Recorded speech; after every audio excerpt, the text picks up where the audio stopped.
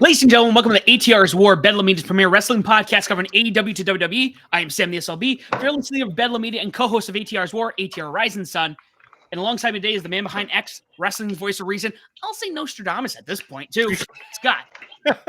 Well, I did predict John Cena's heel turn finally after 20 years. Whatever. I'll take the pat on the back for that. It's fine. Yes, my name is Scott. I am the man behind the Twitter of our X account, at least for the North American side.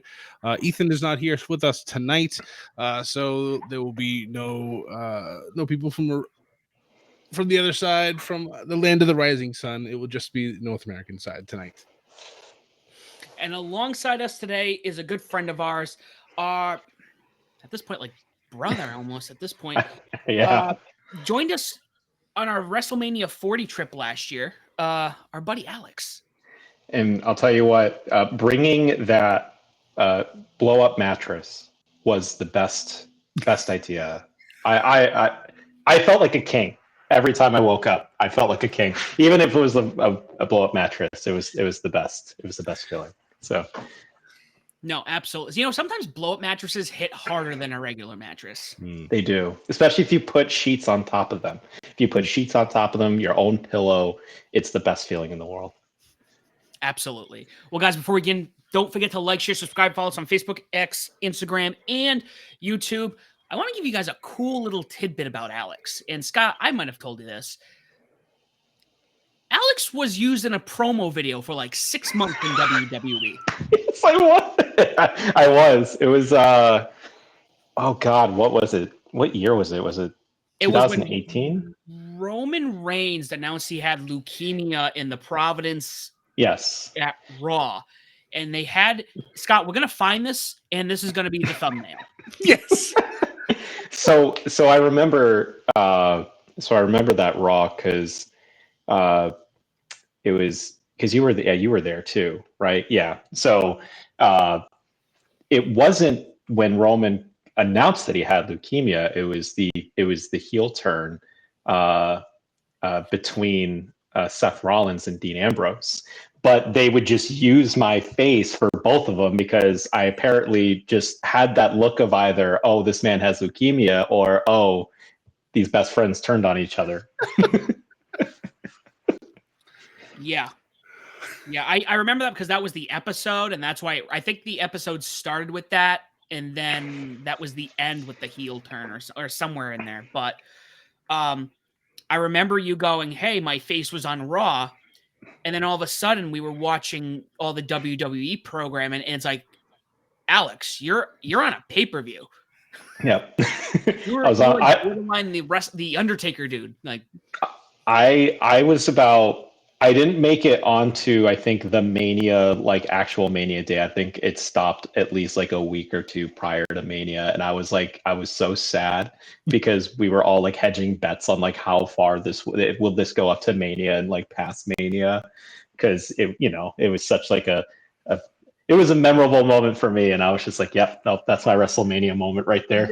Do you have that photo? Just out of curiosity. Oh my God, I do, but it's I have to pull it up. Yeah, no worries. I like I said, I want to use that for the thumbnail. So if you come across it, or Scott, if you can come up with any idea how we can find that photo. Oh God, we'd have you probably want to look up like Dean Ambrose turning on Seth Rollins, right? Yeah, So did, and it was just both of them. Yeah, so it's that specific. If you just find like a video package from that, it's that specific one because that's what they used it for so long. I should have pulled that up. I literally thought of that as I was spitting out the opening. So it's just I gotta bring this up because we have some dedicated fans who listen to us, and I think that's a really cool thing. And I guess like breaking kayfabe with this too was so during that night. I think I was like talking with the camera guy too for a bit, or he like noticed me and we were like chatting for a second. And so like when it happened, his camera was pointed directly at me. I'm like, okay, I gotta ham this up a little bit, don't I? So it worked out in your favor. It did. I totally just hacked that. But I was looking up Seth Rollins, Dean Ambrose. I put Seth Ambrose and Dean Rollins. Nice. That's when they do their fusion dance in Dragon Ball Z. So It's one of those like when you like take like Pokemon and you merge them to make some like weird asinine like yeah, it's ridiculous. I'll put package. This is not going to come out well. Video but anyways, so yeah, Alex, you got to join us when we went to. Was it 2014? We'll talk about this after because we could be talking about this. I'm like, oh yeah, Mania. So last year, a big thing for Scott and I, we talked about it because we originally had tickets to go to WrestleMania 36. Mm-hmm. We were all set to go. We were going to go to Tampa. Our buddy Andrew, he just built his new house. We were going to stay there. He's a half hour south of downtown, and we were excited, had everything booked, and obviously COVID happened. So that fell through. We had an opportunity to go to Tampa the following year, but we were just like, everything was still weary. Yeah. Fast forward when Scott and we had talked, I think after that, we both said, was that the one where you and I had both agreed, or was it later where we were just like, we need to do 40? 40 just needs to happen. I think, yeah, we had decided to do 40 because I had also had talked about on the podcast for like after 39. I said, Roman's not losing this title until 40. And I said, Sam, you and I need to be there for this. We need to see it happen live. And that was, I think at that point, that was like, all right, we'll just start planning for 40. And then things just happened to work out perfectly. I was like, hey, I'm only 7.5 hours away. I'm not going to fly. I'll drive down there. And we were able to go everywhere else. And it was just, yeah, it kind of all worked out for Mania last year. Yeah. So in the midst of all that, what we had decided was we had a list of people we wanted to invite. And we kind of kept it small because we have extended friends, you know, Scott on his side, I have them. And I'm like, we got to really narrow it down. And we asked certain people. I think you were like one of the first ones we had asked. I think we were just like, hey, you want to go? And you were, you know, obviously I think you was that after? Yeah, you were already married by that point. I don't even know why I'm asking that question. Yeah. Oh yeah. No, we've been married for like 3 years. My wife and I. It was more. No, your wife was expecting at that point. So I think that was the big one. We're like, well, ask him. Yeah. We don't want to leave him out. Right. And obviously you came along, and I'll tell you, we had such a blast. Mm-hmm. That was fun. It was. Yeah, for me, like I guess I've kind of downgraded myself to like a pseudo Fairweather fan because I think for a time from like 2016 to 2000, probably like COVID, like 2021, I was for the most part, you know. And then obviously once the AEW started, I became a little bit more serious in like watching and, you know, really cared about it, and then just kind of slowly fell off. But then once you guys re-invited me back to Mania, it just felt like, okay, I need to start getting reinvested back into everything. And even with the only thing I regret not getting fully invested in until I saw it at Mania was NXT, because I was always this. I loved NXT during the time where you've had, you know, Undisputed Era, you've had you know, DIY, the Revival. I'll even say AOP. AOP during NXT was so believable, and I loved every minute of it. That was their best version of themselves. Absolutely.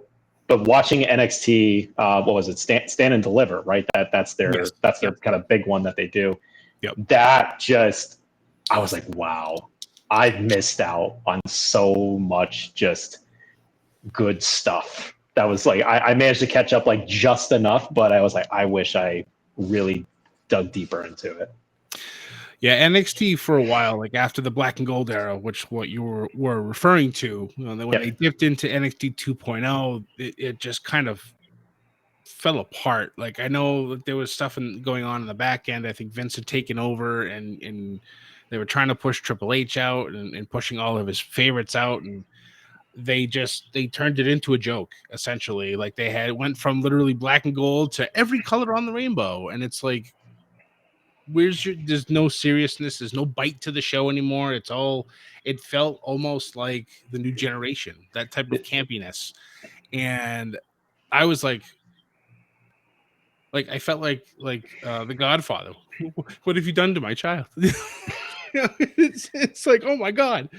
But after they scrapped that and Shawn Michaels took over, it just started getting better and better and better. And then the Stand and Deliver, which was a last minute decision on our end. We're just like, we don't have anything to do this morning. Do you want to go to Stand and Deliver? Sure. All right, sweet. There's still tickets available. They're still pretty cheap. Let's go. And then that ended up being a fantastic PLE for NXT. That was like, aside from like you know, I think I would put that as like probably my second most favorite night, next to the Sunday, the second night of Mania. Well, it was probably obviously my favorite, but Stand and Deliver, that was just amazing. Like every single match, it slapped. Every single match was amazing. Just the storytelling, everything. Just it felt like the old school takeovers again, where it just had that same exact energy. Where you knew going into a takeover, it's gonna be great. Like like, hey, that takeover is gonna be great. Now when I watch Stand and Deliver, like, oh yes, the greatness is there. Like the talent is there, and it showcases that like it's not just a developmental brand for NXT. It's like it is its own brand that can be successful. Yep. And funny enough, the triple threat match, the Obafemi versus Josh Briggs versus Dijak, won match of the year for NXT. And we got to watch that live. So that was pretty cool. And it's funny you mentioned all those tag teams from the black and gold era, the golden age. So the weekend Scott and I had met, and actually today we're recording this was when WrestleMania 33 happened. That's the one I went to. The weekend I met Scott. That takeover, the tag team title match was AOP, DIY, and the Revival. Yep. I remember that. Oh yeah, I remember that. That was good. Saying with the takeovers, kind of like you're saying, we would watch a takeover. Even going into when AEW started, we're just like, this takeover is the best takeover ever. Yeah. You can't top this takeover. And then the next and then they topped the tag. Yeah. That was better than the last one. How do you top that? I think in the takeover that started back up War Games, that what was it? Who was he back in the original War Games for NXT? It was I'm pretty sure whoever Sanity, the one with Eric Young. I think that they were part of the original. Yep. And then I'm completely drawing a blank on who else was a part of it. What was Undisputed Era? I think too was a part of it as well. Maybe there was the one after. No, I think Undisputed Era was in every single one for like the first 4 or 5. It was nuts. Like they had a huge record just going of how many times they were in. But if I remember correctly, I don't know if it was the first one, but I think it might have been Ricochet doing that ridiculous 960 off the top of the cage and taking out everybody else. It was ridiculous. But yeah. I don't know if it was. So I'm looking here. 2017 was the first War Games. That was the first one they brought it back? Okay. So it was Undisputed Era, Authors of Pain, and Roderick Strong, Sanity. Wait a minute, am I reading that right? Well, anyways. Yeah. Them. Oh, yes. Sanity, Undisputed Era. Okay, Authors of Pain was with Roderick Strong because Roderick Strong had not joined Undisputed Era at the time. Right. So yeah, and the first 4 were with the Undisputed Era. Okay. But yeah, when they brought those War Games into NXT, and even Scott got to go to the one in Boston for Survivor Series. For the first main event one. Bro. Oh wow. That was yeah. The place was just the entire I wanted to make sure that I got at least one opportunity to go to a modern WWE event while Roman Reigns was still the tribal chief, and just the entire place, like you could feel the atmosphere change. It was surreal to be there and watch all that stuff happen. And that War Games match was oh my, that whole pay-per-view was really good too. Yeah. Yeah. We did that. I know we brought you to WWE World. Scott and I, we spent a whole day there, like the day before that, because Scott and I we just beat that stuff up. But you want to go, and we went again, and it's so cool. You seeing stuff that And again, you and I are younger than Scott. I don't want to like put this there, but for us, that is stuff of like legend. Scott got to watch that when those things were going on. And for us, we would watch the documentaries like, oh man, that's like legendary. And he's like, I remember watching that. And then you get to see that and you're like, this stuff isn't real. This is like, I think what I enjoyed the most about it was just kind of just the different sort of smaller events that are going on, especially like the different interviews that they would do, or I think I'm trying to remember. They would do either like sort of like merch opening or signing or stuff like that, and we kind of like get like Q&A and stuff from like the crowd. It was those kind of small things that were kind of plastered throughout that made it special. Especially having like different sort of interactive things for each of the crowd, for anyone in the crowd, where coming out to your wrestler's favorite, your favorite wrestler entrance and everything. That's what I think was very special. I felt like it was hard for me to kind of spend a full day in that. I think after like a few hours, you're like, yeah, no, this is good. Like this is like palatable. Like cause I think for me, like me and Cons, like we never like I never get along with it, but it was still just so much fun just to kind of take a break, because you're consuming so much just professional wrestling like matches. So it's kind of nice just kind of like take a mental break to just kind of walk around to like just see all those like nice things you've seen for so long and watching it when I was growing up. Yeah. I can be the same way with Cons, but I don't know. When Scott and I went to Vegas, and the AEW Double or Nothing one was a lot smaller. Yeah. We just stay there whole day, and we're not. I know there are people who like to go and wait in line and get the signature and get the photo. Well, we're just like, whatever. I don't have to spend the $200 to meet you, and I'll see you on the street sometime. If the wrestlers are walking around the convention, just snap a quick pic when they're walking. Hey, look who it is. I think I got one of. Actually, I think I have one of now Ricky Saints, being there, just kind of just standing around talking to somebody. I'm just like, oh, sweet. We had Eddie Kingston walk right by us. Yep. Yeah.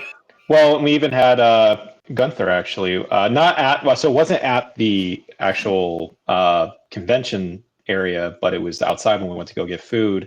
Yep. At the indoor market. Yep. And seeing Gunther just walk by, like carrying his child, and just very much just like no one really kind of like when obviously he's carrying his kid, like you don't really want to bother him to like while he's carrying his kid because that man is intimidating. But but it is seeing those like larger than life giants just kind of walk among you, and you just notice you're like, oh wow, that's pretty cool.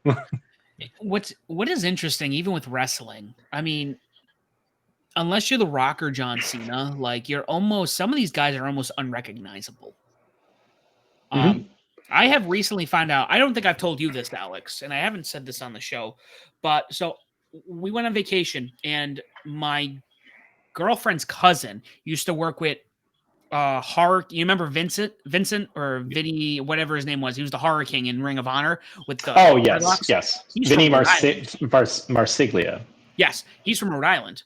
My girlfriend's cousin used to work with his wife. I go to the gym, and there's been a couple of times I've seen some tall guy with these dreadlocks, and I'm like, that looks like Vinny. That can't be Vinny. Long story short, I think he's moved into the general area, and I'm like, so I'm just like, he almost looks like a normal dude. Yeah.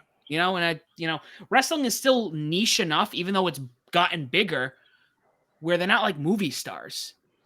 If you saw Johnny Gargano, like he's in Disney all the time, I probably have sat near that dude. Yeah, probably. Yeah. Yeah.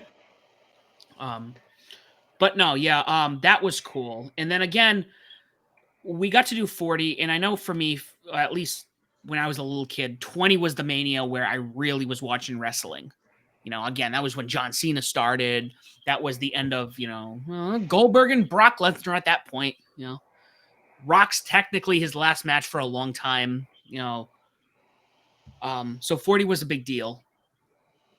Both nights. And again, I look back, I still think we had a pretty solid card in hindsight. Yeah. No, I agree. The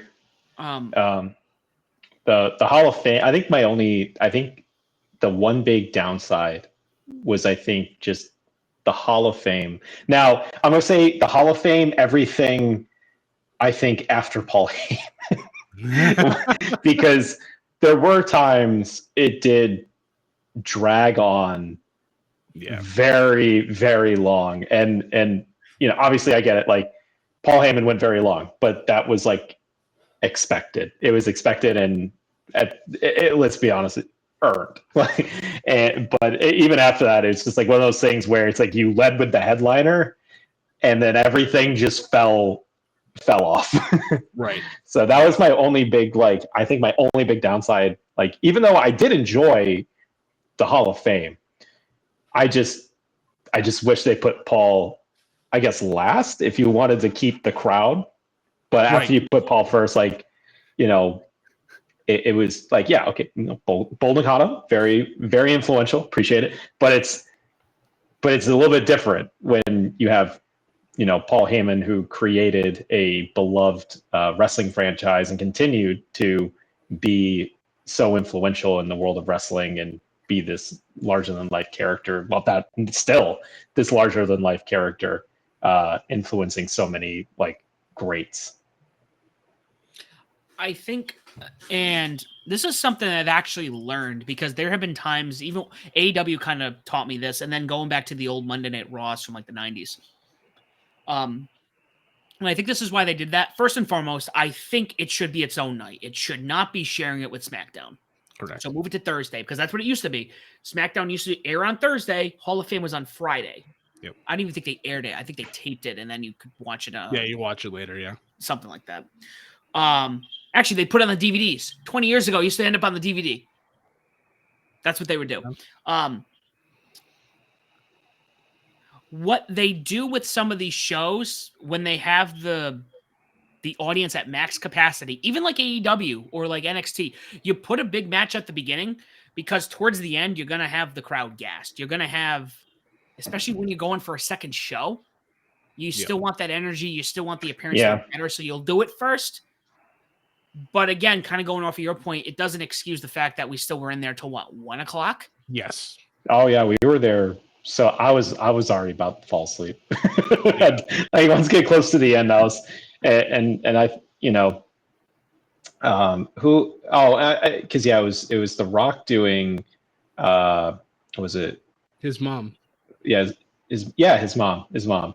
And then unveiling the People's Champion belt, which no, that was okay. I'm mixing that up, because they did one for Muhammad Ali, right? Or they did it for they did it for Muhammad Ali, which was then they unveiled the People's Champion belt to give to The Rock, and I was like, what's the point of this? It is great having Muhammad Ali being inducted, but then when you introduce the People's Champion belt, I was like, okay, now we're taking this away, and I don't know. It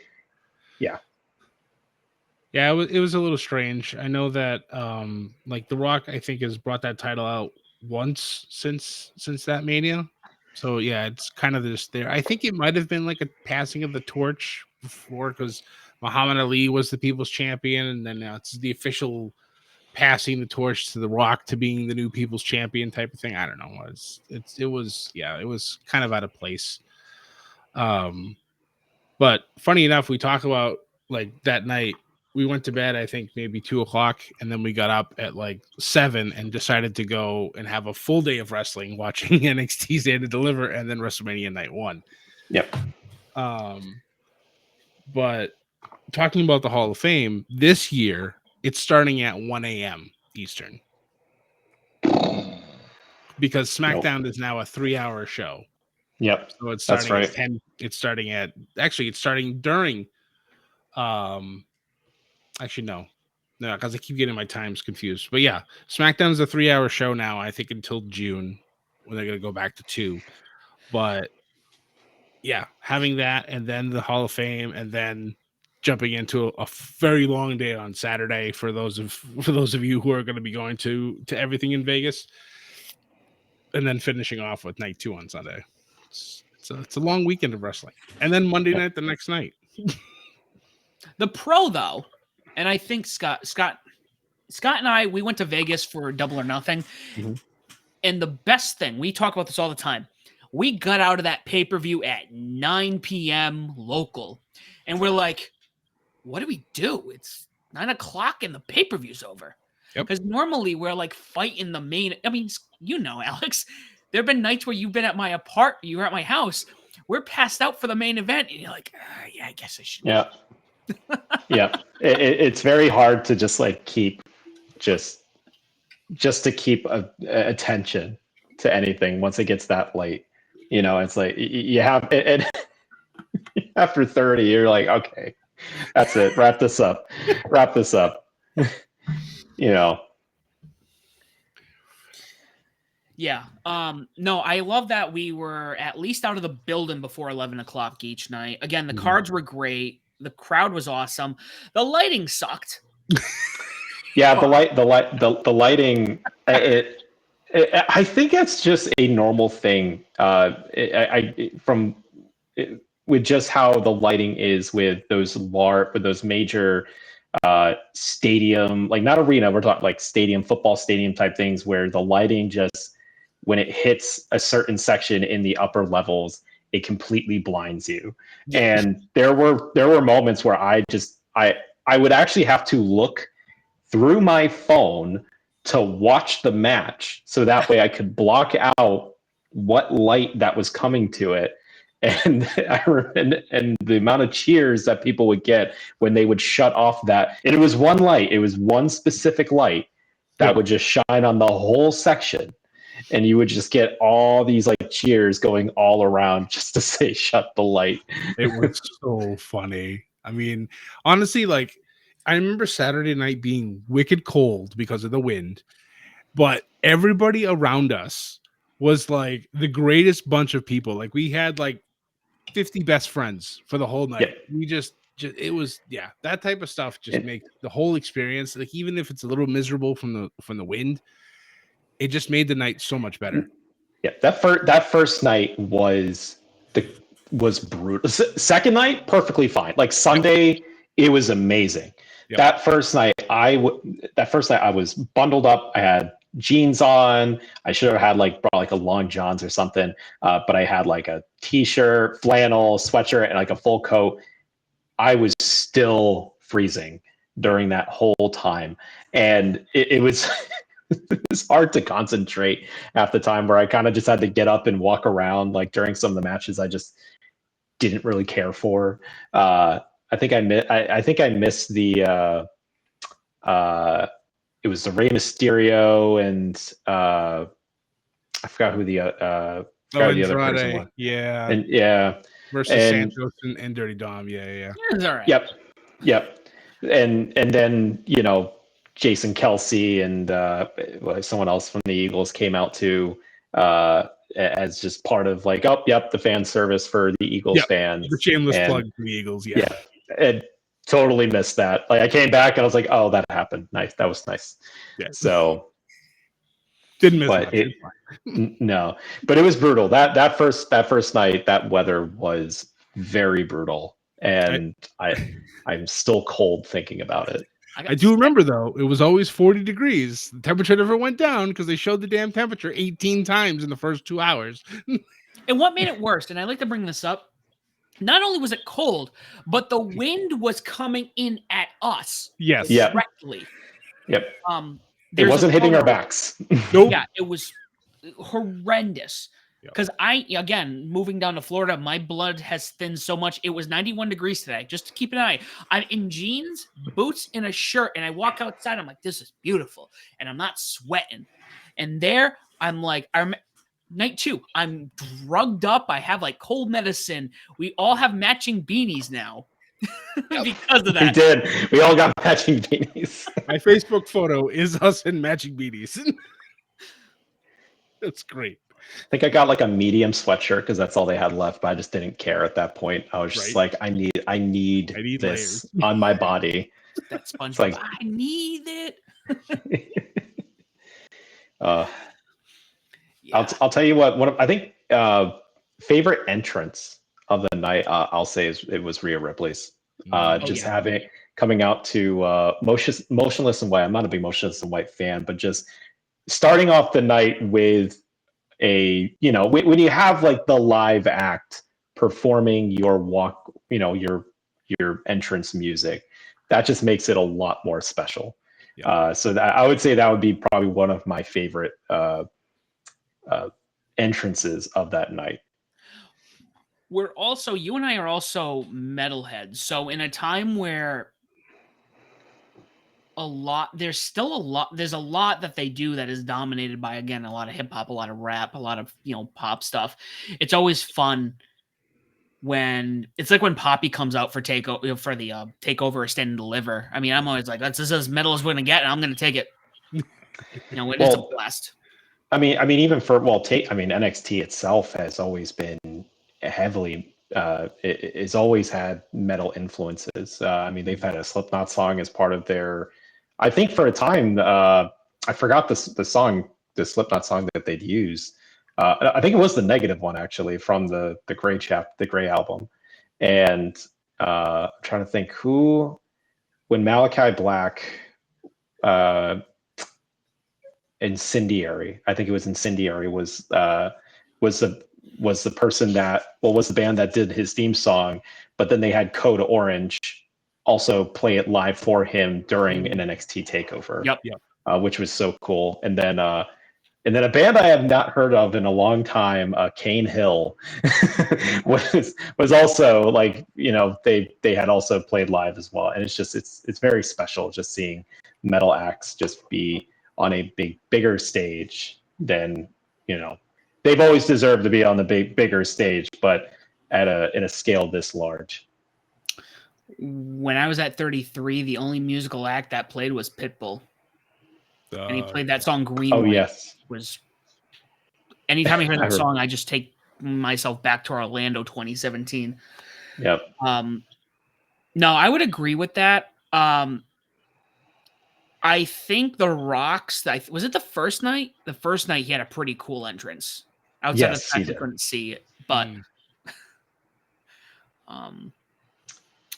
the other thing I remember that we were making fun.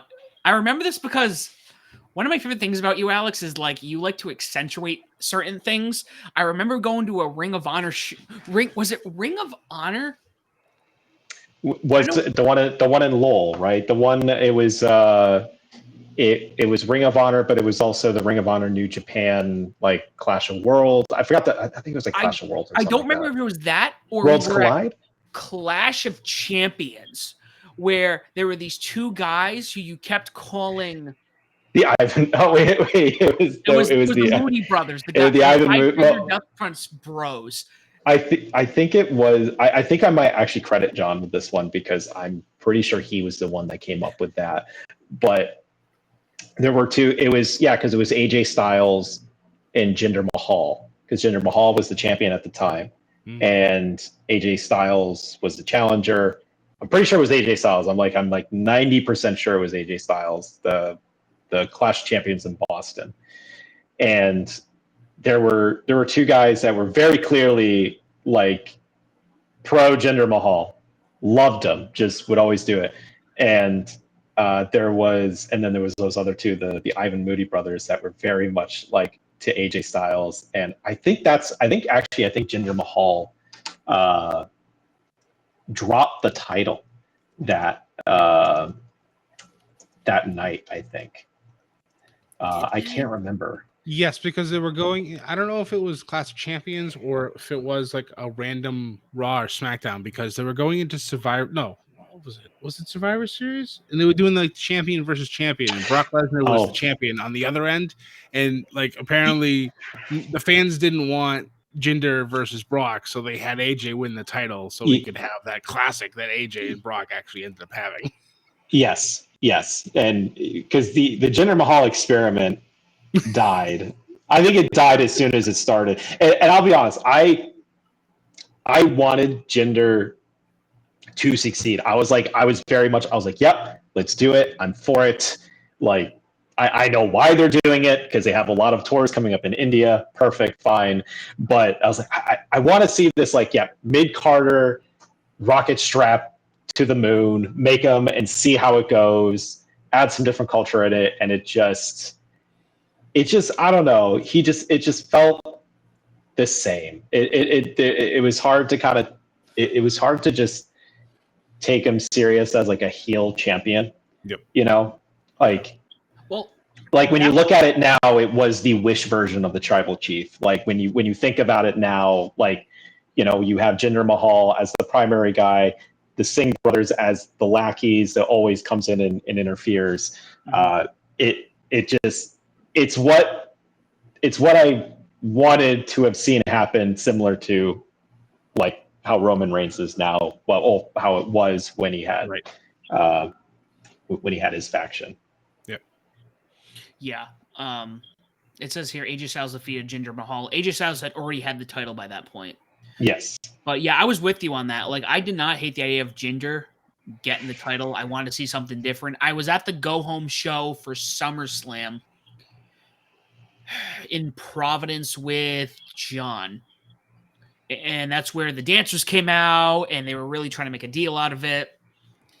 And it was just not like, the crowd was not like, they weren't, you know, I hate you, but it was the go home heat. It was just like, we're kind of over this. Yep. And that was the summer of Jinder. And I was hoping, kind of like what you said. The only two pops I remember for that night, and I know we're totally deterring from this.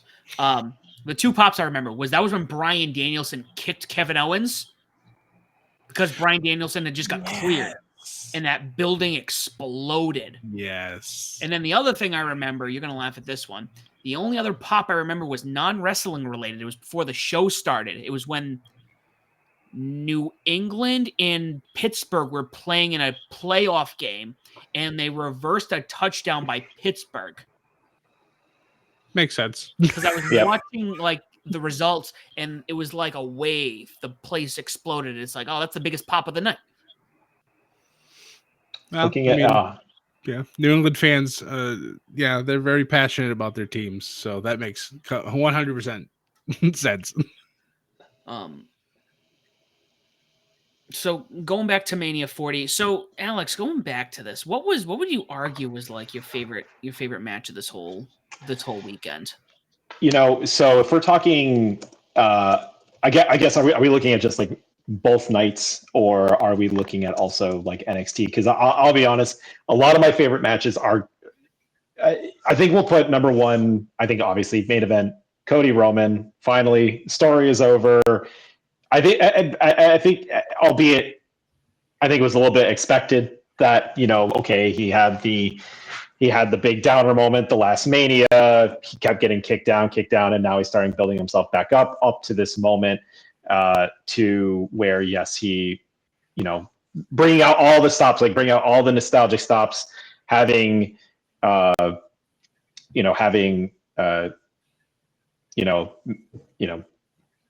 of the Uso brothers come out to interfere, and then having Sami Zayn came out, I think, too, to like interfere as well. Just everything that kind of tied in that whole the last 2 years leading up to it, of all the people that had this sort of bone to pick with Roman Reigns and the bloodline, and finally leading up to what I felt was pretty fun was hearing the Shield music come back again. Yeah. And you know, but what also was even more of kind of a swerve was, you know, seeing Seth Rollins about to hit The Rock with a chair, but then Roman coming in, Superman punches him, knocks him out, but you just see this just like dying like a horse of Seth Rollins, just like trying to hobble himself back up, and it's like on one leg, literally, like, you know, and then of course you hear John Cena's music hits, and you know, they recreate the whole stare back and forth to the crowd, and it was very special. And then you know, everyone, and I think a lot of us were expecting the glass to crash, Stone Cold coming out. Like, I think that was like our most expected, like, okay, this makes sense. But it was also very much welcome to hear the gong. Like, once the gong hit, it you know, when you, and I've seen The Undertaker at least a couple times in his like later years. I remember seeing him with Kane when they were prepping their tag match against, I think it was Triple H and Shawn Michaels. They were actually prepping for. That was I think it was like 2017 at least. But hearing the gong because you're not expecting it. No, But I think people knew Undertaker was there, but he was just there in like sweatshirt and stuff. Like he wasn't in his getup by any stretch of the means. But the fact that he could go from his suite all the way down to the backstage, you hear the gong. I've never seen a football stadium get that pitch black, and I'll tell you what, that man no matter the age, the fact that he can still get the cardio to go all the way down, roll into the ring, stare him down, choke slam, gong, lights out, rolls out, leaves. Yeah. And I'm just, it was so perfect. It did not overstay its welcome. It was so perfect. Everything leaded up to it. Cody hits the crossroads, and that's it. And like, even though I think we were all expecting it to happen, the way it delivered, the way it ended was very special. It closed a lot of chapters that led, because I'll tell you what, one of my favorite matches from I think 2023 was actually two of them. It was the Elimination Chamber. One was the actual Elimination Chamber match in 2023 when they had it in Canada. That was special. That was so good. That got me. I think that got me back into to like prep me for WrestleMania for 2024, and then the Sami Zayn's Roman Reigns main event match for the title, where very believable that Sami Zayn could have probably won. They made it very believable and such, but that long-term storytelling to close out everything, to include everyone that had this history with the bloodline, and kind of be there to. It was their end game moment. It was, your cap on the left kind of moment where everybody comes out and it's this big thing. So that was, I would say, yes, that would be my number one favorite match. But I'll be honest, like Stand and Deliver was very, very fun. Like I'm going back through, but I'll tell you what, I love the Ilya Dragunov and Tony D'Angelo match. That was one of my favorites. 100%. Baron Corbin and Braun Breaker versus I don't know if they call themselves Fraxium then, but Fraxium now. Yeah. That was also extremely fun because I never, again, this is me getting reintroduced back to the new NXT and like being fully invested into it now. But seeing like Baron Corbin just finally getting his flowers of, yes, like he is good. He is really good. And now you're pairing him with Braun Breaker, who, yes, like literally after this NXT, he is going to the main roster. That's a no-brainer. Yeah. So, and then just Fraxium themselves just being a very fun tag team to watch. That is just, they're so much fun.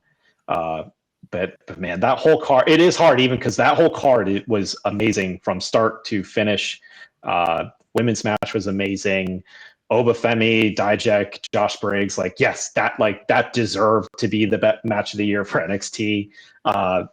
Everything was so much fun, but I would say definitely, if I had to pick a close second, I think the Tony D'Angelo, Ilya Dragunov, I think had great storytelling with it, just because, me, again, not knowing that much about the NXT roster, but seeing, okay, yes, Tony D'Angelo, obvious heel, Mafia Don, will probably cheat.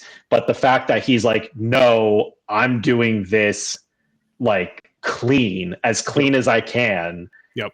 And like, because I think they were trying to like give him like brass knuckles or something like that, or trying to get him to cheat. And he's like, no, like he would throw away, like, absolutely not. We're not doing it. I'm winning. I want to win this like clean.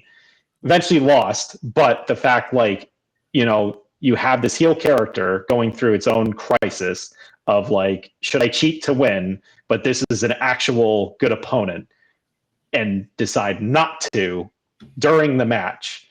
That I think that the storytelling there was so special to me because it made me care about the characters. It made me care about them for characters that I just did not know who they really, like, I knew who of them, but I didn't know them as well. So. Yeah, the storytelling for that feud was probably some of Tony's best work. I remember the video packages. I believe Tony had kidnapped Ilya at one point and tried to like torture him, but Ilya just refused to crack. And it was so well done. And even to this day, Tony D'Angelo and the rest of his family are still doing like cinema worthy backstage promos and stuff. It's really good. I'm a little fearful of what happens when they go up to the main roster because I don't know if they'll be able to capture just how good they do. And again, it's not a dig at Triple H because he's done a phenomenal job with his people up and on Raw and SmackDown. But I feel like the NXT brand is still just so,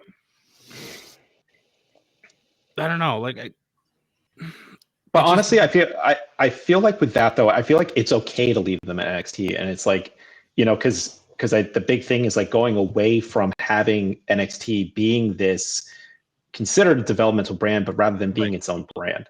right. And I agree with you with that. I think it should be its own third brand. It was for a little while before 2.0 rolled around. They were legitimizing it coming into Survivor Series that one year, and they just kicked everybody's ass. It didn't matter who it was, Raw or SmackDown. It was great, and then it just kind of died for a while. Scott and I used to say during the Wednesday Night Wars that AEW was not the developmental. It was the brand.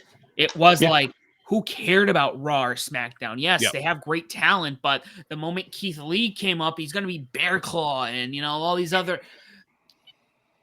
NXT was when AEW started, it was like the Monday Night Wars again, where Scott and I would go back and forth. Scott would watch NXT, I would watch AEW, and we were fangirling about how good both shows were. And especially going back to NXT, I mean, Adam Cole, Keith Lee, DIY, they were running that brand at a level that is, and it's good now, but that brand was through the roof. At that point. And I'll say this: Trick Williams, I think in the next 5 years will be a main eventer on WrestleMania. I truly just the way he captures the crowd, the way like he carries himself, I think within the next 5 to 7 years he will main event a WrestleMania. I think he has that potential. Just like and again, not knowing really who he was, like I knew huge crowd gathering. When you hear his music comes out, like when you hear like the trumpets hit and then you hear like whoop that trick just all around the whole arena. That's how you know it's like that. That's a person that I think can easily either be a main event of WrestleMania in 5 to 7 years, or will at least capture a major title, whether it be an IC title, US title, within that same time frame.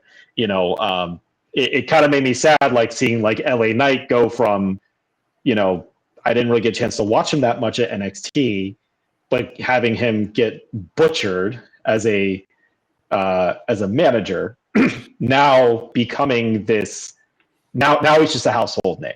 Yeah, and granted, I get it. He was Eli Drake in TNA, like much like how AJ Styles was built in TNA. But the fact now that it's like, I mean, we were at Mania.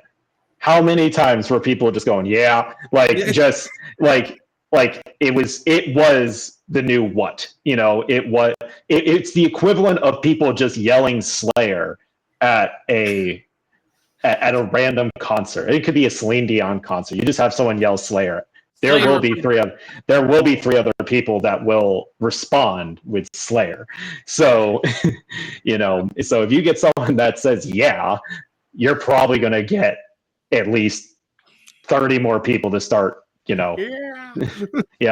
It's up there now with your woos and your whats. Like it's there. And the fact that in that short time, because I remember the last time I saw LA Knight, it was it Mania with Bray Wyatt, right? Yeah, it was Mania with Bray Wyatt with with the Snickers horror match, and I'm like, Oh, why God. are like, and I felt so bad because it's just I know these are obviously Bray Wyatt being Bray Wyatt, but Yep. the fact that like you have two very talented wrestlers and you just like they tried their best, but you gave them nothing.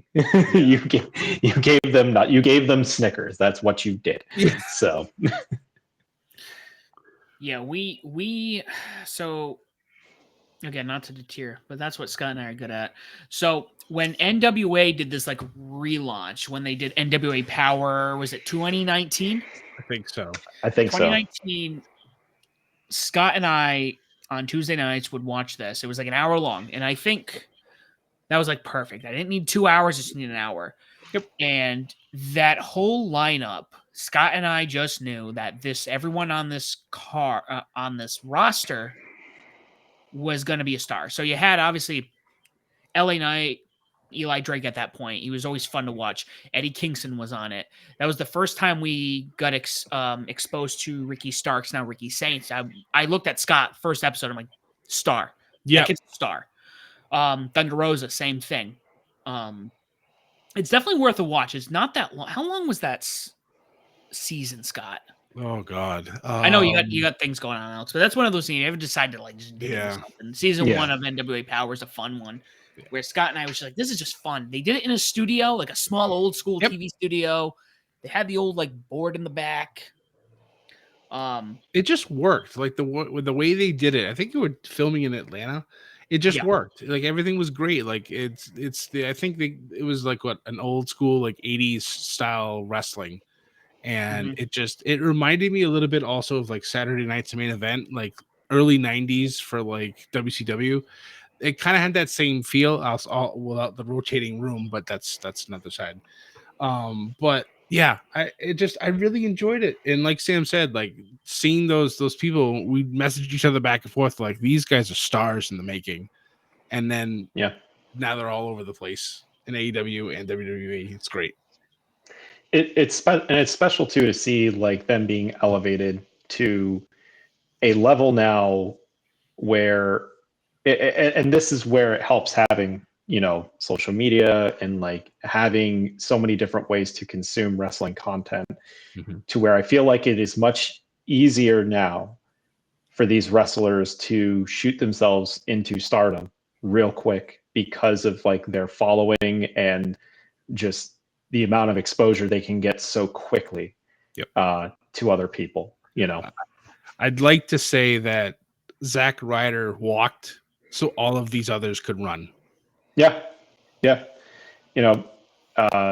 Zack Ryder. Oh man, there's and I think the next person I think to come back, I think that will have a sort of reinvention of himself, even though he was starting to, but I truly think after a few years, I think Baron Corbin will come back.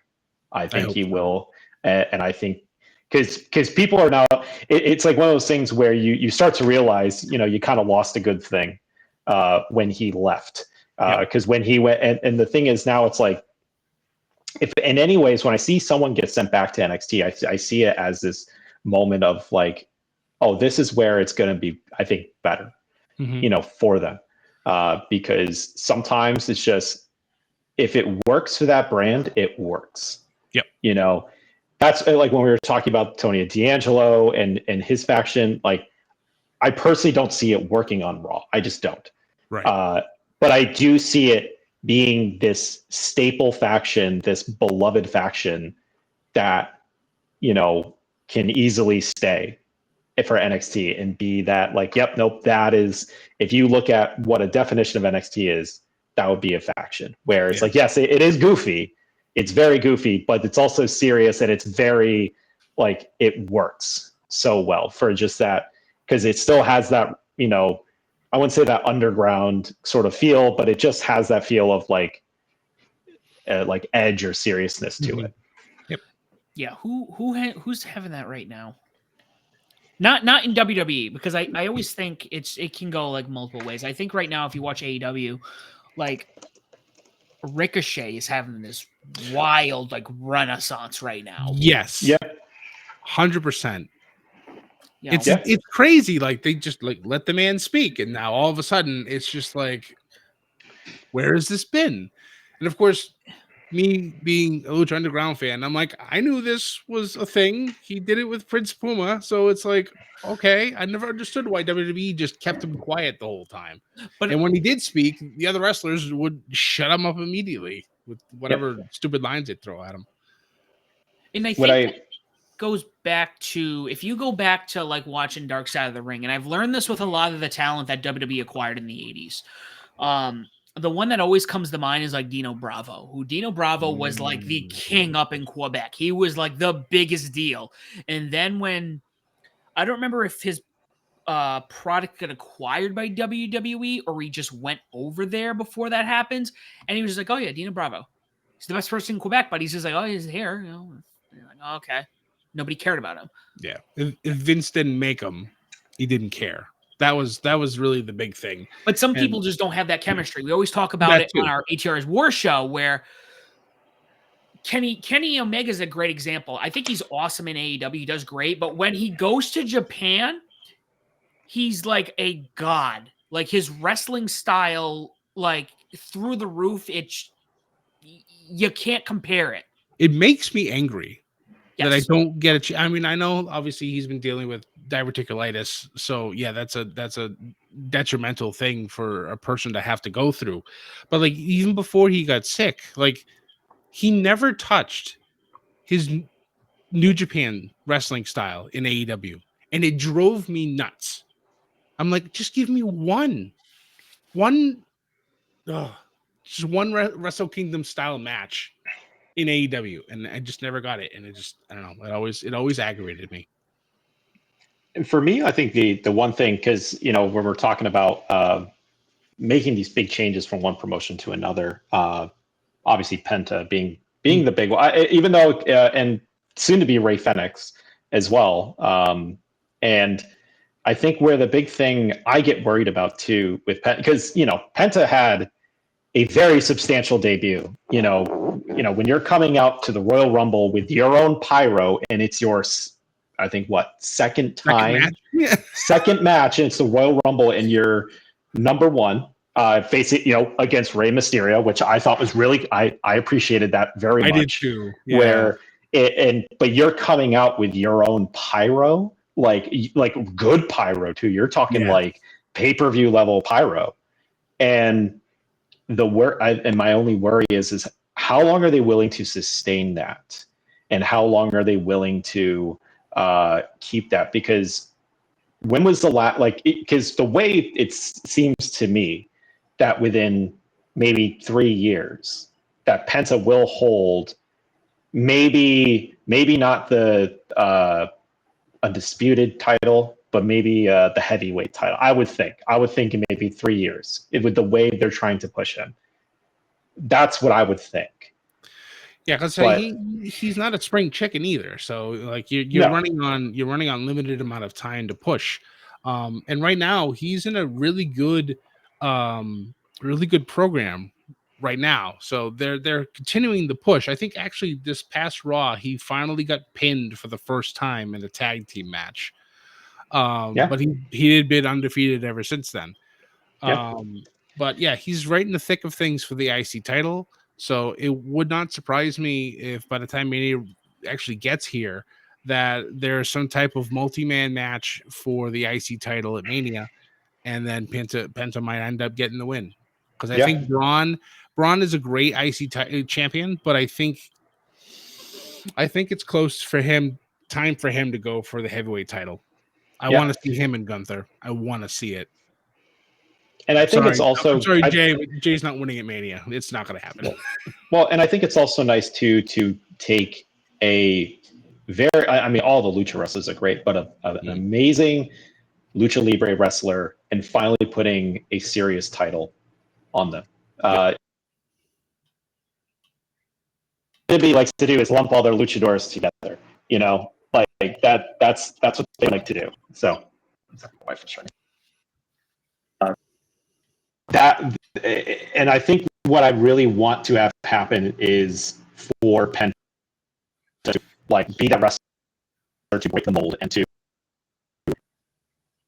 serious, wrestler that people know for them to be. So. Yeah, we don't need a whole bunch of LWOs running around. You're 100% correct.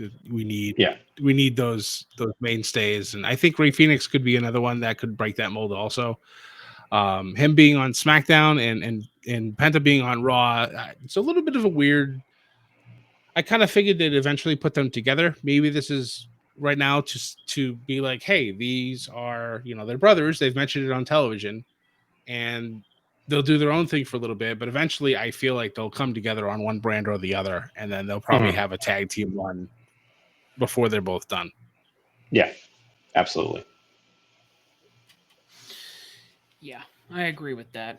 All right, so Alex, just to jump over, have you seen the card so far as of right now? I'm saying this, we're recording this like 2 weeks before Mania, so who knows what else is going on between then and now.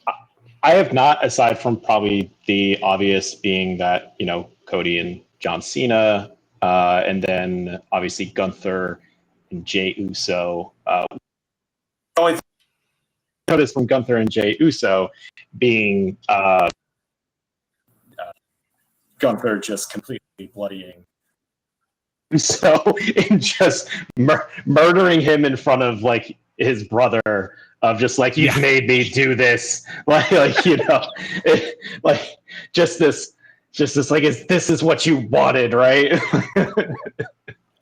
And it's funny because people have responded on the internet about this, saying that whole segment has saved that match, because a lot of people did not give a shit about that match going into Mania, but now after what he did to Jimmy this past Monday, it's like this rivalry now is just kicked up 3 notches, and I'm like, yep.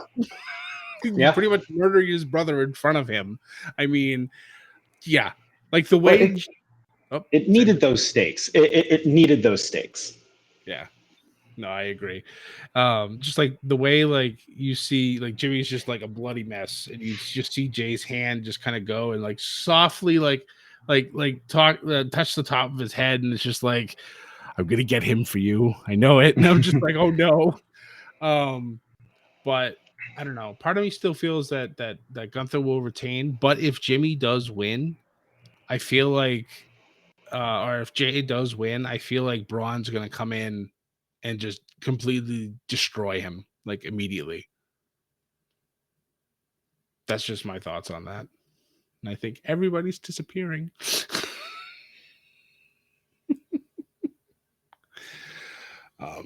But while we get things going, I love technical difficulties. It's always fun. Sam will be back in a minute. Oh, I think Alex, you back? Yeah, I'm alive. Okay. I'm doing this on my phone, so it's like it's always a hoot. So it's having its moments. It is. Yeah, it is what it is. Technology is always great. But yeah, going back to the card that Sam was talking about. Right now, there he is. Sorry. Right now, there's only 7 matches on the card as of right now. So, I think Alex is going to pop in. Yep, there we go. We got 2 Alexes. I know, double Alex. Hold on. I think we got you. Don't worry, we got you. But for so for right now, there's only 7 matches. We actually have some matches for night 1 and night 2, which is always good.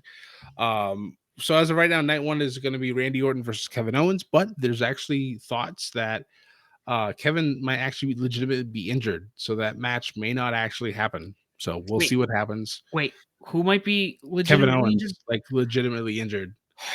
We're not going to get KO Mania.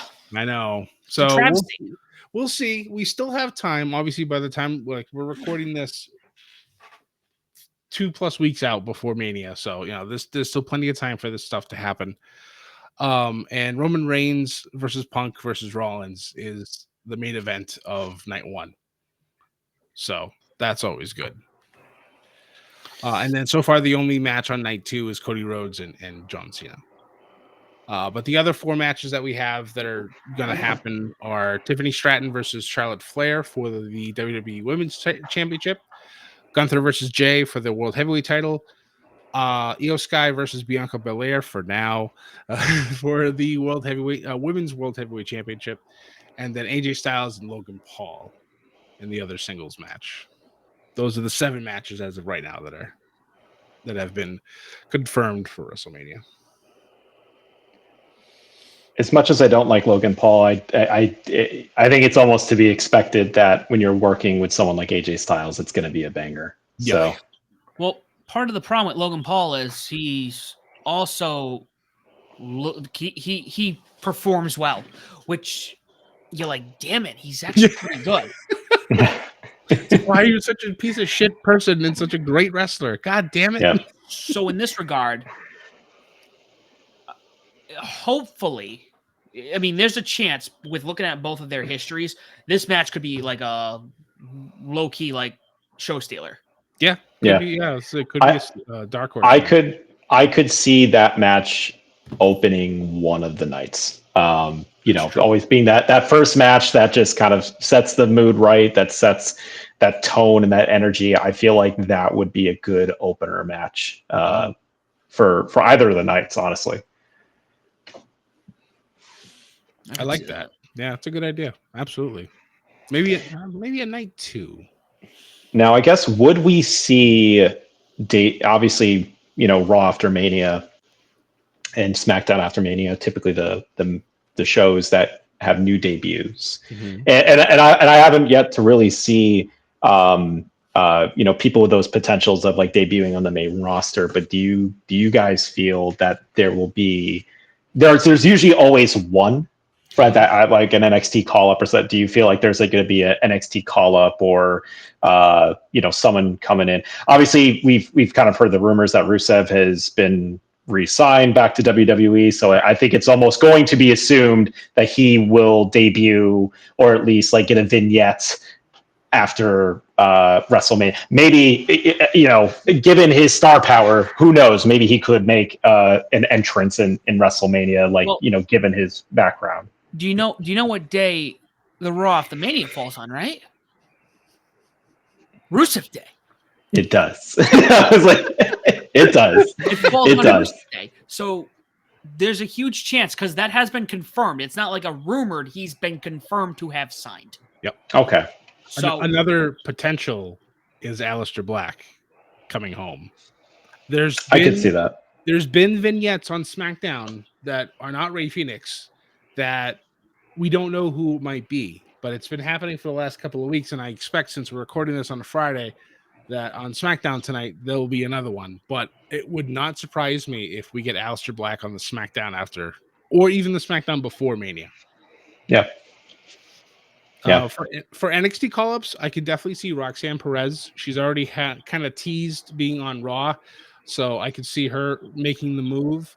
I think also at this point, the ladies of Metaphor, both Lash Legend and Jakara Jackson, I feel like they've done everything they can do in NXT, and I think it's time for those two to move up and be serious challengers again for the women's tag titles. Trying to think who else. It might also be time for Trick Williams to make that move. I agree. I agree. Because he's it's funny because this past week he had a promo with Javon Evans, who this kid comes from what was it, DDP Pro out of North Carolina, and this kid is phenomenal. Like he's like, I think he's Kofi Kingston on steroids. Like the man's, they're made out of like springs. It's insane how bouncy this man is, and I feel like he's gonna be a megastar at some point. I think Obafemi might be a year away because right now he is the champion, so he needs to eventually lose it and then try to get it back and then lose it and then he can come up. He might be a SummerSlam, I'd say call up. Yeah. I think, at least my thoughts at this point, maybe Ricky Starks, they want to put a little more star power on, but I wouldn't be surprised if they just sent him to the main roster for a little bit. It's possible. I mean, he just won the North American title, so yeah. And then Ethan Page, I've always said, I told you when he was with the North, with Josh Alexander, that man is, send him north. He's another one that can easily make the jump.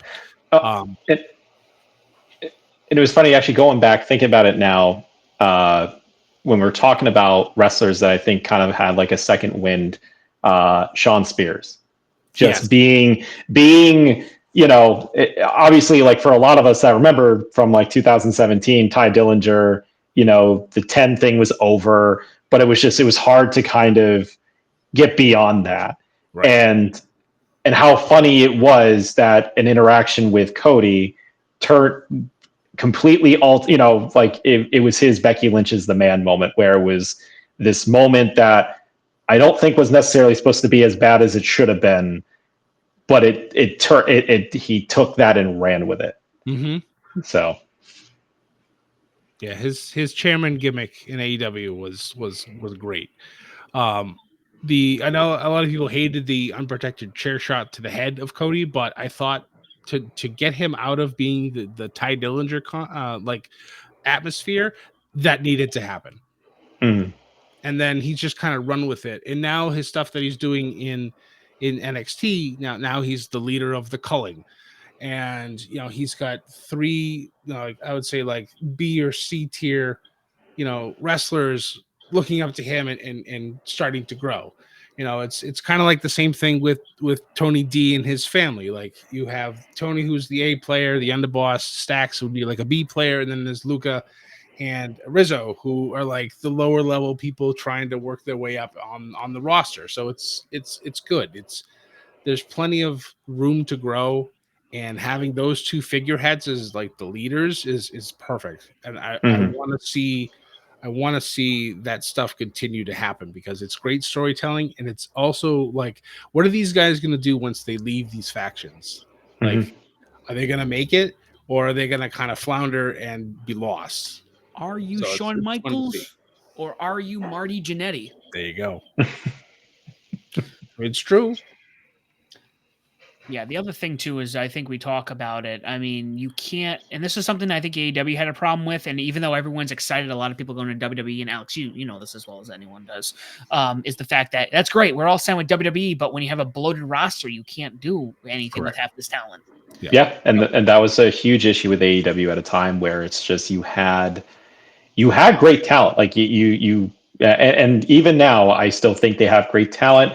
I think with what I know, I'm kind of shifting gears to AEW, but I think the smart decision to downsize to a smaller venue size, but still just large enough to have in this. It's intimate, but it's also feels large. They'll be, in Massachusetts, they'll be coming to the MGM Music Hall, which is an interesting choice, but I think also just plays so well, rather than coming to TD Garden and only selling the lower half of the TD Garden. They were able to make it work when you debuted Mercedes Moné, but after that, you can't do that anymore. So you have to make it work. So, but yeah, having a bloated roster, just no matter how much that good talent is, you only have so much time in the day. Like you can only fit so much in 2 hours, even 3 hours. But even then, after 3 hours, you just get kind of burned out. You get like for Raw, I have such a hard time after hour 2. Whereas for like SmackDown, NXT, AEW, it's like that 2 hour mark. It's a nice fitting. Once you hit, I can get to the main event, but after that main event, I'm going to bed. It's like, that in between like the second hour and 2 hours and 45 minutes, you lost me. Like, I don't know how to stay more invested than I should be until I get to the main event of what you're trying to push me for. Well, not just that. I mean, even look at, we're shifting over to AEW, but like Rampage, that's an hour-long show, and then you'd have 5 matches in an hour, and you're like, this don't mean anything. Yeah. Like, why do I want to watch this? I think AEW is much better with only 2 shows. I really don't think they needed a third show. I think of course it was to compensate for having such a large roster. They needed something to do, but I think at that point they just oversaturated themselves, like with too much of a good thing. And that's where I think kind of led to this. I wouldn't call it a downfall. I really wouldn't, but it led to kind of this slippage of quality because you want. I've always been, quality over quantity. In my opinion, it's good signing all these wrestlers, getting the names to bring the butts in the seats. But if you're not actually utilizing those names in the way that you should be, then you're not. It's not going to sustain yourself for the mid to long term. Right. Yeah, and that's why I think about like NXT. I mean, WWE is really smart going to these smaller cards where you got 5-6 matches a night on like the big five, all of them pretty much. Yep. Which is nice. You got enough. There's enough talent there to work with. It's every match is almost exciting, but you can't keep adding to this roster when you're limiting it and making it. Yeah. You're maximizing it currently, but now you bloat the roster. I don't know. There's definitely a stopping point at some point. And again, John Cena's on his way out. AJ Styles, I would argue after him because he made it very clear is his last contract. Yep. Yeah. Randy Orton's another one, same age as like John Cena, but there's not too many 40 guys over there. I think they've already cleared house on most of them. I think LA Knight's in his 40s, I believe. 40, yeah. There's a few that are older. I think Penta's in his late 30s. I think Ray Phoenix is still younger. I think he might be. So we have. Oh, sorry. No, so we have AJ Styles is 47 years old. Actually, he turns 48 in June. Randy Orton's 45. Rey Mysterio, 50 years old. R-Truth, you have to include R-Truth, 53 years old. The Miz is 44. Shinsuke Nakamura is 45 years old. Finn Balor is 43. CM Punk, 46 years old. I'm trying to see who else. Nia Jax, 40 years old, turns 41 in May, which is crazy to think. Nia Jax is 41 years old, and we're getting up there. But Kofi Kingston, 43 years old. Sheamus, 47. It's crazy too that and these are all folks relatively like they still like you can argue that they still have gas in the tank. They're mainstays on the shows. Yeah. I mean, Sheamus, you just see like his physique. You see how he, John Cena is 47 years old. But it's, even seeing R-Truth get a WrestleMania match and get a win, get a championship win is so special. Like getting the chance, I think out of one of the more special moments from that is seeing The Miz and R-Truth get that championship win. Yeah. And everyone wanting this to happen. Like it's like Cody can lose, but we want if Cody lost, but R-Truth got a title, I think I'll still leave happy because Yep. Yeah. But yeah, I'd be curious to see who they, bring up. I'd also, again, be curious to see who they release because, again, the bloated roster thing, I think there's going to be a healthy fluctuation. Even Baron Corbin, we go back to him. Yes, they were kind of using him, but there were other people who were making waves. So I feel like there's only so much space there. Right. Yeah. I feel like he should have been left in NXT. There was no reason to call him back up yet. Anyways, absolutely. I know his stuff that he had done with Braun was great, and Braun got called up, like Alex said, immediately because he had the star power. He needs to be on a big show. But you could have left Baron down there. Baron could have been NXT champion. Give him a singles run with the title for a little bit, even if it's for only from one of their PLEs to the next, whatever. I feel like he deserved it. I know there's some backstage stuff that had happened, I guess, with Baron, and that's what kind of caused them to let him go. So, and I can't remember his new name now, but it's a step above a Baron. So he said if they ever have him come back, Baron Corbin as the character is dead, and it'll be whatever his new name is now. Which I'm like, all right, that makes sense. You've upgraded in name, so it makes sense that you want to keep that going forward. The Nomad Bishop Dyer. Bishop Dyer, that's right, yeah, because a bishop is higher than a baron, so that makes sense. But yeah, I don't know if he doesn't have a contract anywhere, hence the Nomad. So yeah. I'm excited to see what he does in the Indies before hopefully getting called back. I could see Baron Corbin taking the route similar to Zack Ryder of just be like, if he wants to be true to the Nomad name, just show up wherever. Right. Like not like, maybe show up to AEW for a month, 2 months, maybe 6, leave, go to Pro Wrestling Guerrilla, go to GCW, go to wherever, right? Just everywhere. And just really build himself back up to, and it could be one of 2 ways. Could either build himself back up to go back to WWE, or kind of like Zack Ryder, he doesn't need to go back. Nope. He really doesn't. He could, and everyone would be fine. Everyone would be so happy about it. But he doesn't have to. He's, and even then, it's like, you have that power couple. Like Chelsea Green is one of, I think, I love her character. I love, her secret Hervis, right? Yes. That's what they call it. And just the way the way her heel type is so special. Yep. And just how, and it is funny where when Penta came back, everyone started to realize the banger of matches that he had in Lucha Underground against Chelsea Green, against Io Shirai. Yep. There's a third one, Kairi Sane, right? Yeah.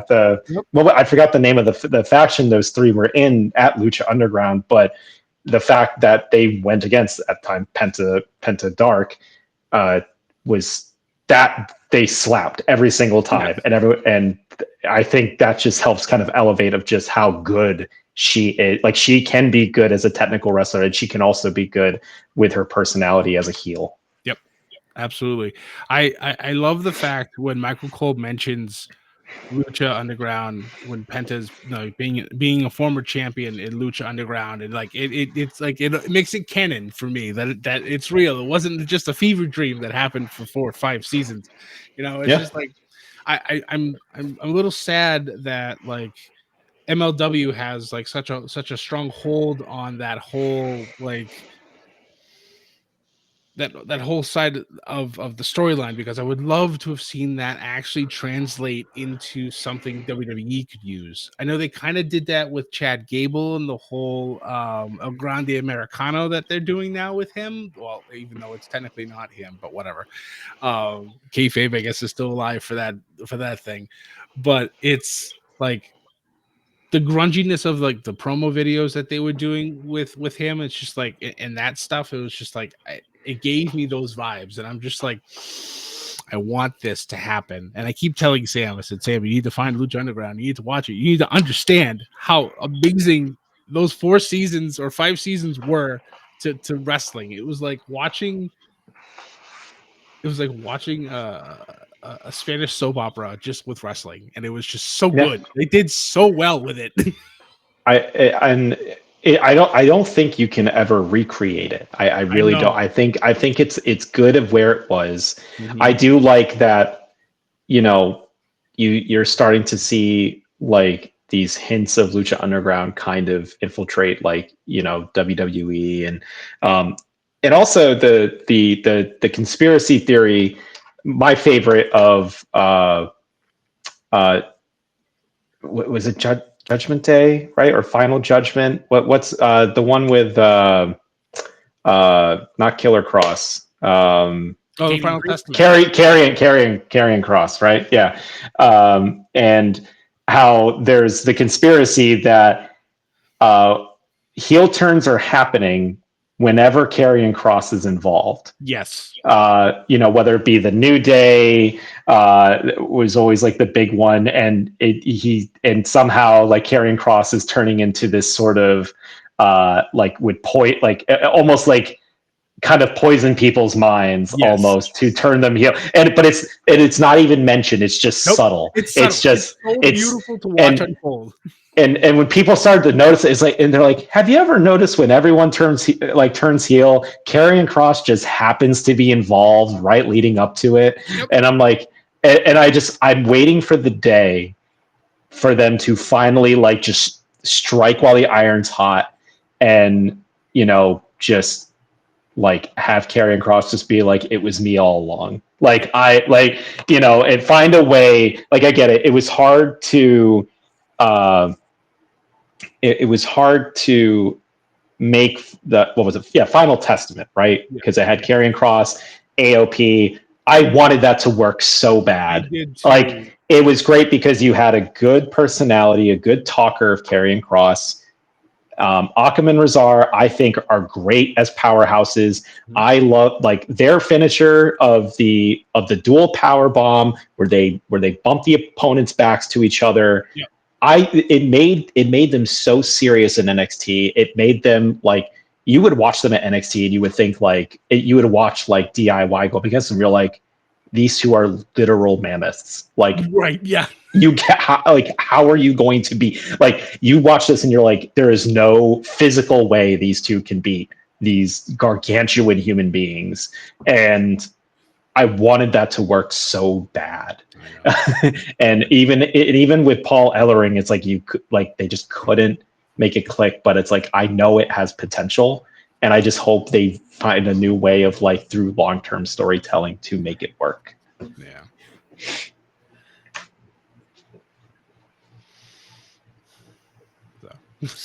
We went on a long tangent outside of WrestleMania. I know. Yes. We need you on this again because we haven't.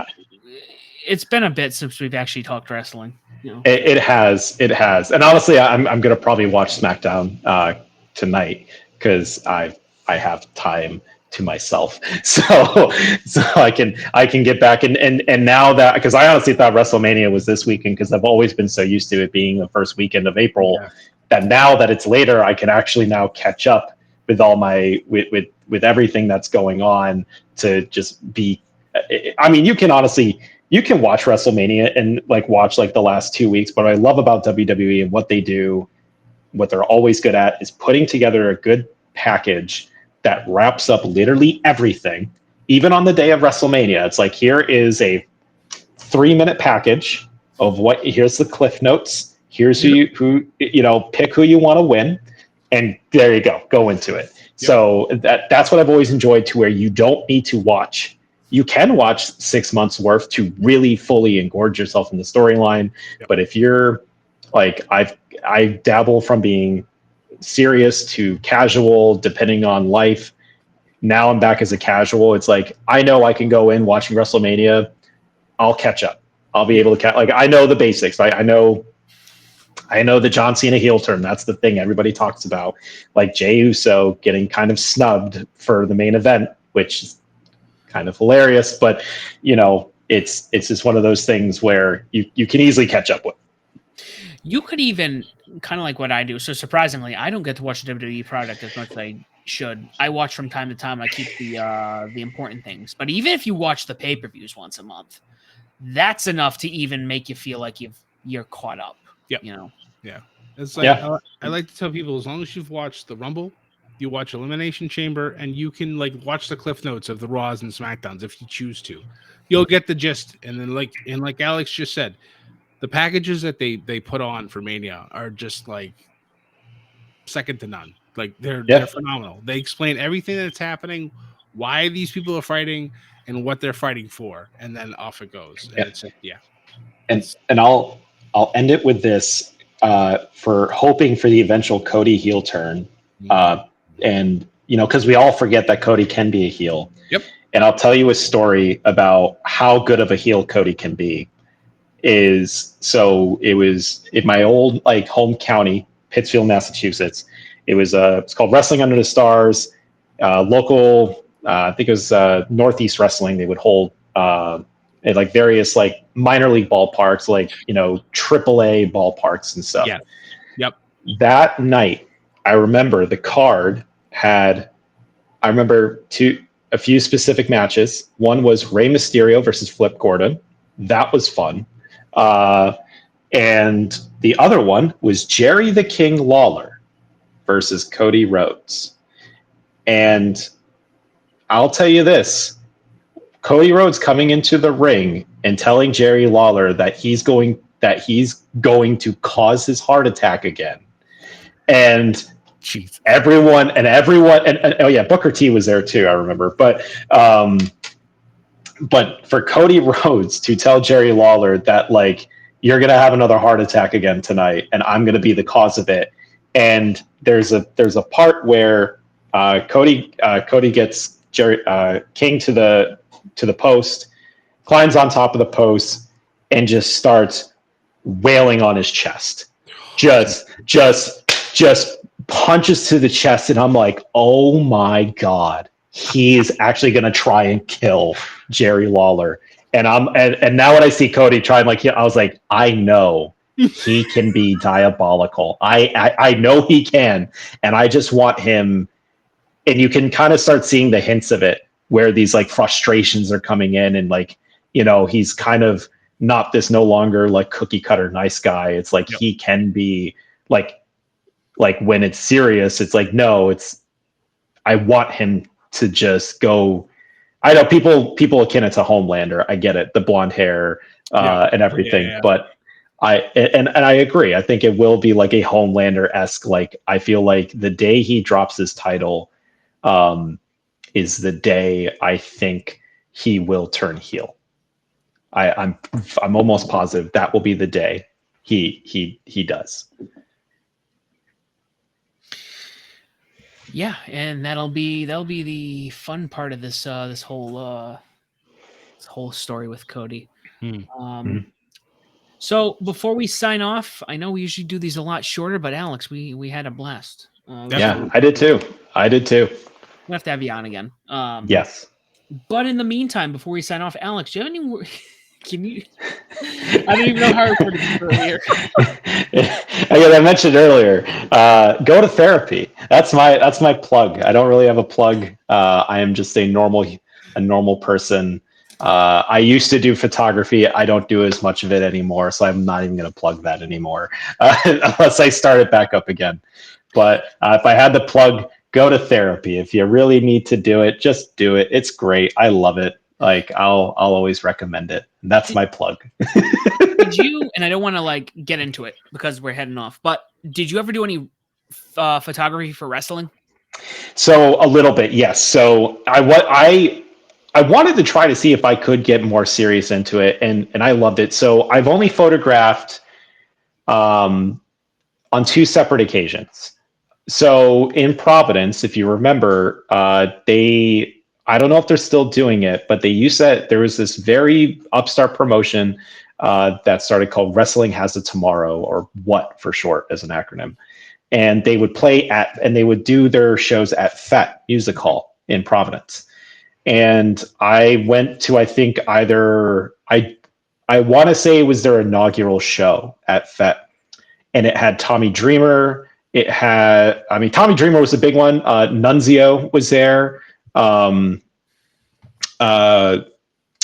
Aiden English, but the other half of the Vaudevillains. I'm having a brain fart in his name. I had with the mustache and everything.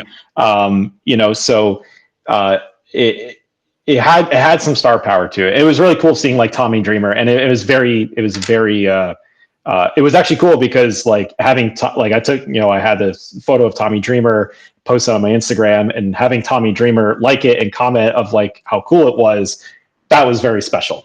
So it was like those like, oh, thanks for noticing me. So you are a literal legend. Like, thanks for noticing me. But and then the second one was that very same the one I mentioned about Cody Rhodes and Jerry the King Lawler, which I do. When I find those photos, I took photos of that exact match, and that exact moment I talked to you about. I captured that on camera and stuff. Nice. I would love to do more of that. If I was able, if I had the time and the bandwidth to go to more local shows to like photograph wrestlers, and whether it be professional wrestlers in the local circuit or whichever, I would absolutely love to. It's so special. It's a different kind of challenge. I used to photograph mostly concerts, hardcore heavy metal shows, and I love those kind of challenges of the different lighting, the different styles, and the movements. And capturing wrestling, it's its own challenge when you're trying to do it. So I love both those times that I did it. It was so cool. I would do it all over again. And who knows? Maybe in the future. Well, we'll have to save that maybe for another show. We can discuss that in further detail. Yes. Scott, where can people find you at? You can find me pretty much everywhere at Scotty J Stream on pretty much all social media platforms. But I will also concur with Alex. Yes, if you need to go to therapy, go to therapy.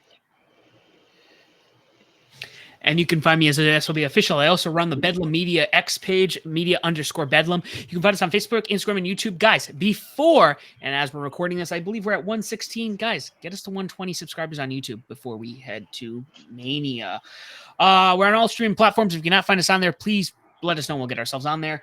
Don't forget to like, share, subscribe. Tell us why Bedlam Media and Above the Ring is a podcast of your choosing and why everyone else should listen to us as well. Guys, thank you so much for listening. We are way over time, but I've had a blast. And as always, do not forget to join the Bedlam. Thanks, guys. Bye-bye.